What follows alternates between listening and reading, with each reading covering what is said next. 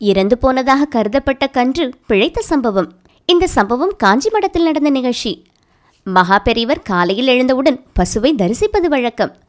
பசுமாடுகள் கட்டியிருந்த கொட்டகை ஒன்றில் மகான் அமர்ந்து மாலை வேளைகளில் உரையாடுவது வழக்கம். சுற்றியிருக்கும் மக்களை கொசுக்கள் பிடுங்கி எடுக்கும். மகான் மட்டும் எதை பற்றியும் சிந்திக்காமல் தான் சொல்ல வேண்டியதை மட்டும் சொல்லிக்கொண்டே இருப்பார். அந்த கொட்டகையில் உள்ள ஒரு பசு நிறைமாத கர்ப்பிணியாக இருந்தது. பேறுகாலம். அதனால் பசு வேதனைப்பட்டு கொண்டே இருந்ததை தவிர அதனால் கன்றை ஈன்றெடுக்க முடியவில்லை. வைத்தியர்கள் வரவழைக்கப்பட்டனர். கால்நடைத்துறையில் சிறந்து விளங்கும் டாக்டர்கள் அவர்கள். காஞ்சி மகான் மடம் என்பதால் 6 பேர் வந்திருந்தனர். பசுவை நன்றாக பரிசோதித்து பார்த்த அவர்கள் பசு ஏன் இன்னமும் பிரசவிக்கவில்லை என்கிற காரணத்தை கண்டுபிடித்து விட்டனர். கன்றுக்குட்டி வயிற்றுக்குள் இறந்து போயிருந்தது. அதை வெளியே எடுக்காவிட்டால் பசுவும் இறந்துவிடும். அந்த 6 பேரும் ஏகோபித்து சொன்ன முடிவது. அதை கேட்ட நிர்வாகிகள் நேராக மகானிடம் போய் மெதுவாக விஷயத்தை சொன்னார்கள்.